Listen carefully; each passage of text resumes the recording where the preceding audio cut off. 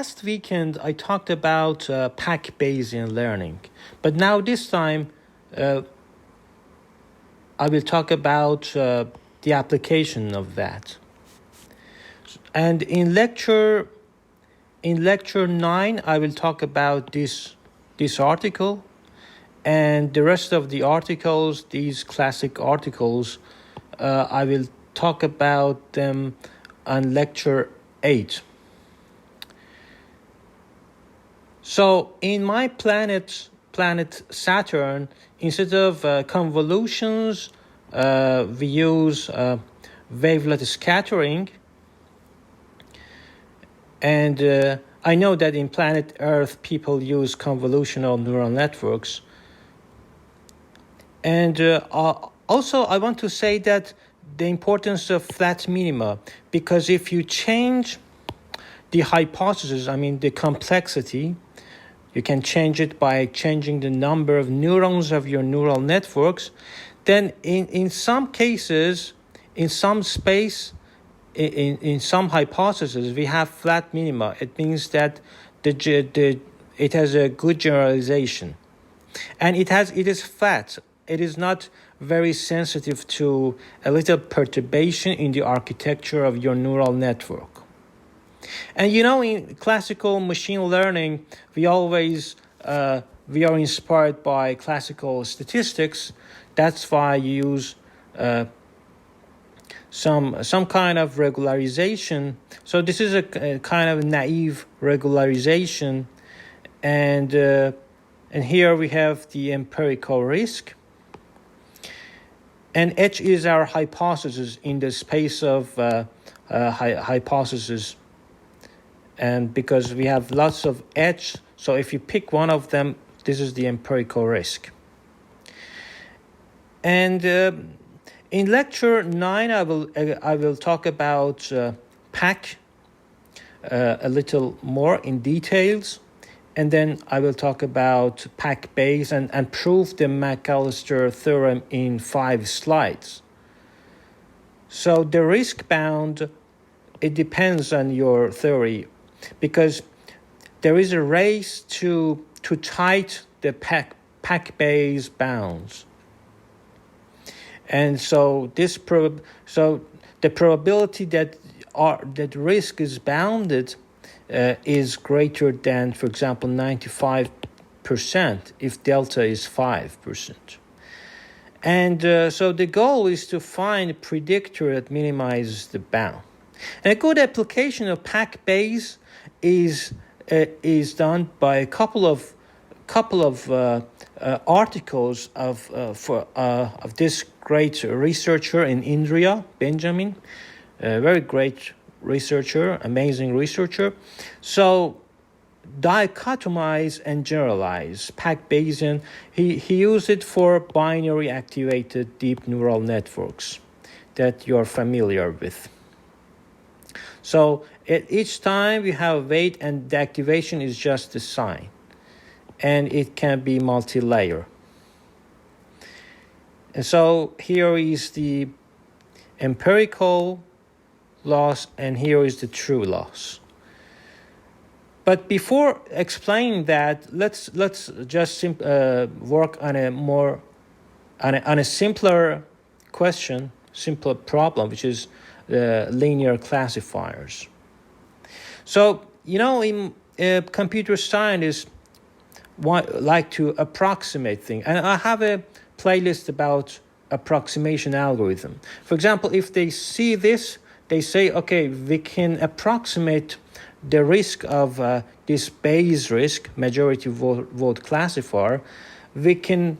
So it is up to a factor of 2. We call it approximation up to a factor of 2 because majority vote classifier is difficult, but the Gibbs classifier is easy. So we approximate it, and we have up to 2-factor approximation here. So here is the good theorem, because it says that you only need a convex. So D is just a convex. So a convex function is like this. So if it is a squared, for example, for different kinds of functions, convex functions, you have different results. So you can check, for example, if your packed Bayesian bound is tight enough or not.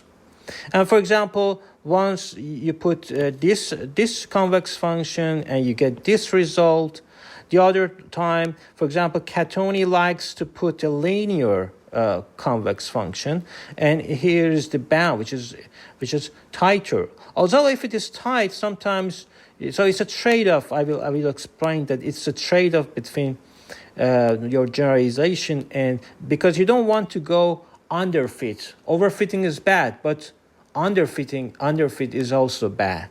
So C is a hyperparameter. You can do it by, for example, by cross-validation. You can get a good C.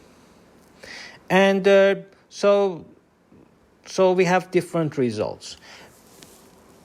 So first we put it in we represent it in a high-dimensional feature space, and a simple thing that people use for the posterior is just a simple Gaussian.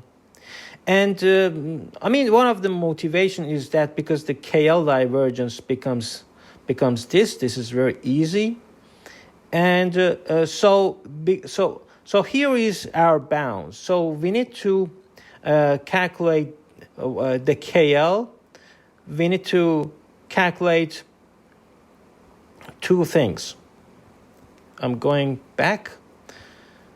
So we have two terms. One of them is your loss, your risk, and the other one is KL divergence. KL divergence, if the posterior and prior or Gaussian is simple. So what about the first term? The first term, I always look at it as RDQ. I mean, because by putting Q, if you multiply by Q, which is a distribution over weights, you are smoothing.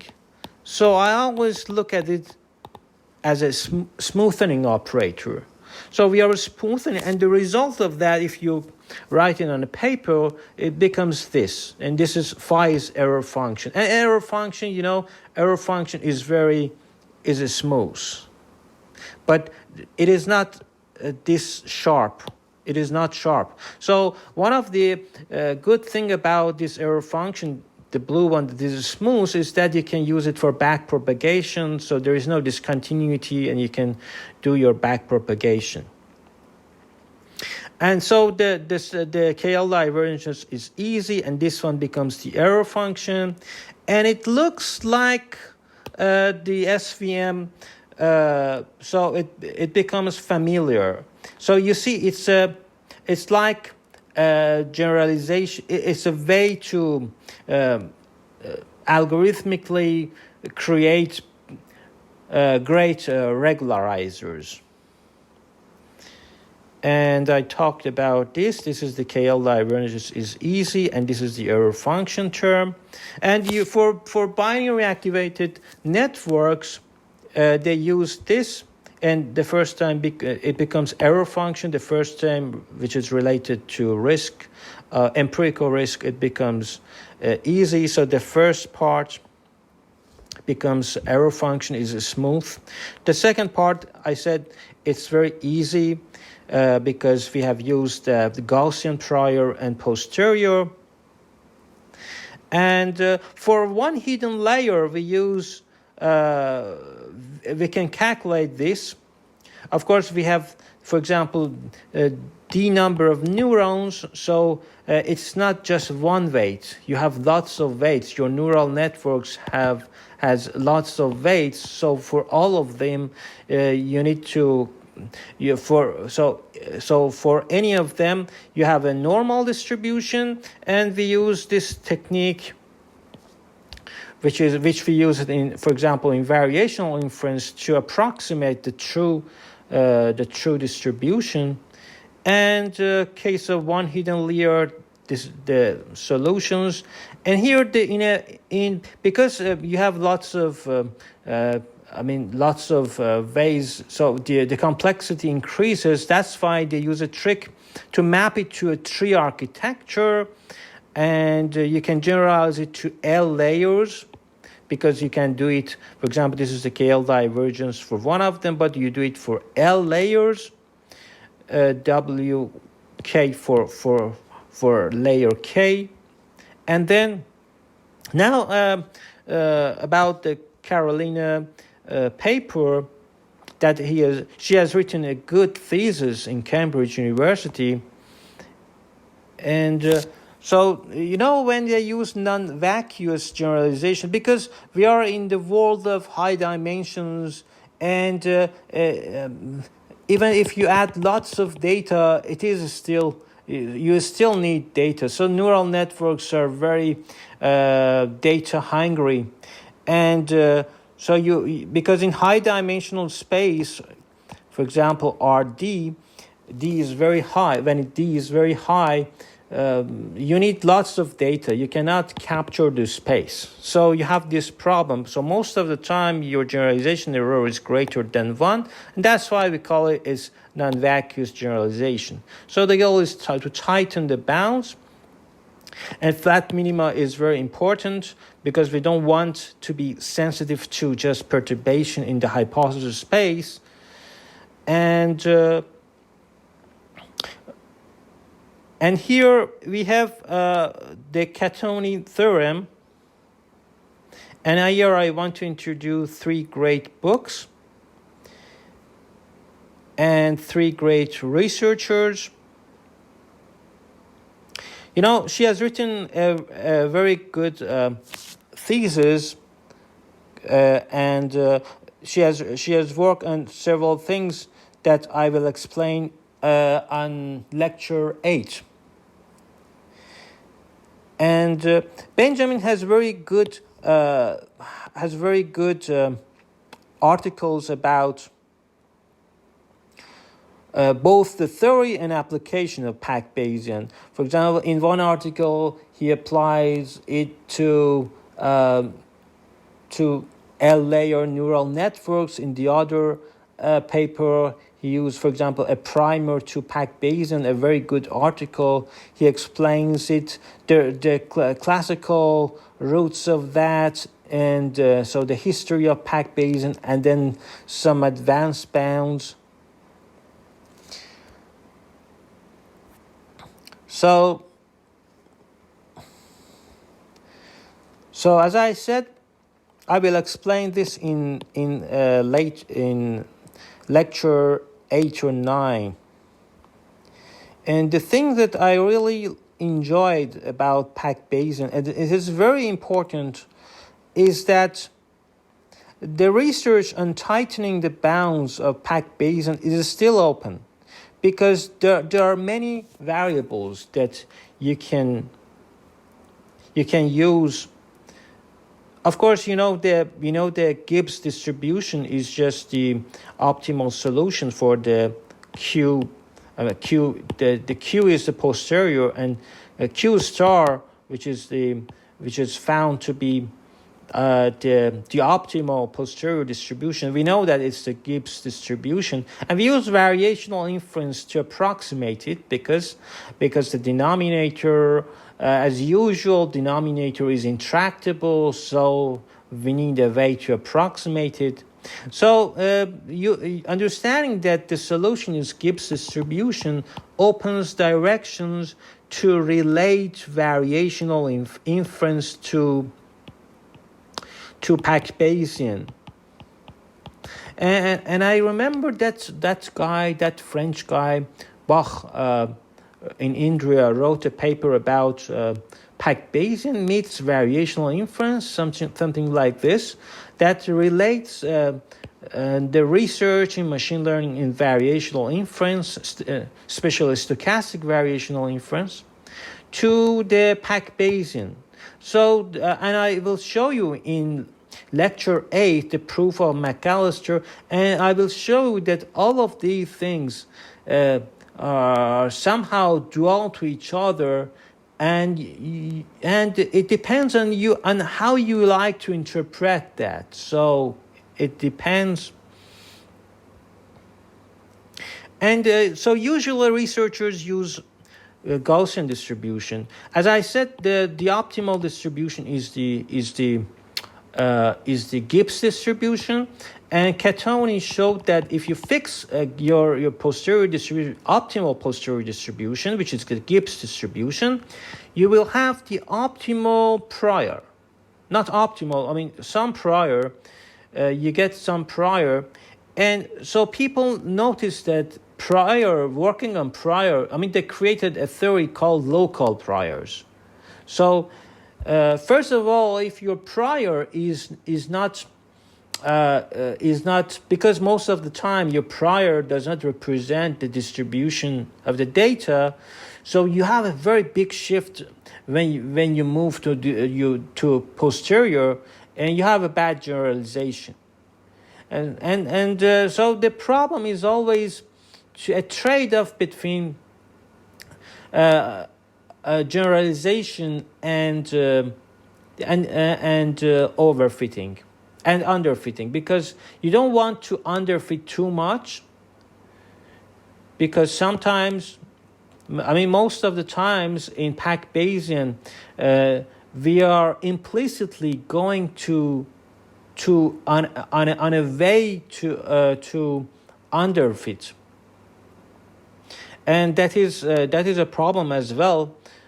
So we need to care. So it's a trade-off between overfitting and underfitting, and it's a state of the art, and it's a challenge to see what kind of bounds could be a good bound. And Carolina, they talked about I will explain it in lecture 8 about, I've created about 30 slides about, first I started from the Pack, the classical Pack without the Bayesian, without Pack, so it's not Pack Bayes, it's just Pack. And then I explain Pack Bayesian, and then I prove the Macalister theorem in 5 or 6 slides. And then I go to some modern ideas that has roots in the work of Catoni. And so in this lecture I explained binary. We applied Pack Bayesian for the binary neural networks. First we do it for classifier, and then for one hidden neural networks, and then we generalize it to L layers. So all of these are the work of Benjamin.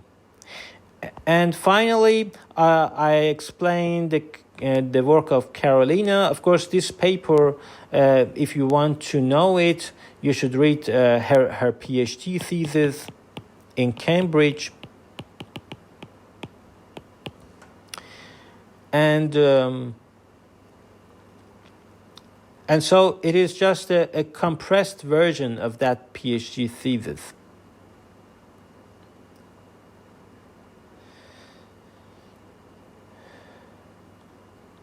And next week I will talk about wavelets and Rie's bases. I mean, this is a very good book. I don't think I have time to talk about shearlets, although it is the application of these frames and those theories. But I want to focus on Pack Bayesian learning. You can apply Pack Bayesian learning to different scenarios. So for all of the articles in NIPS conference, you can apply Pack Bayesian and write a new article. And so it is still an open area, because if you're a mathematician, you can work on tightening the bounds, work on maybe local priors, And if you are an engineer, a practitioner, or machine learning researcher, you can apply to, for example, different applications such as meta learning that I will explain. You can apply to classification, regression. You can apply to semi-supervised learning, unsupervised learning. You can apply to reinforcement learning. You can apply to so you can apply to all problems in machine learning. So you have the Pack-Bayesian version of everything you have in machine learning. And by the way,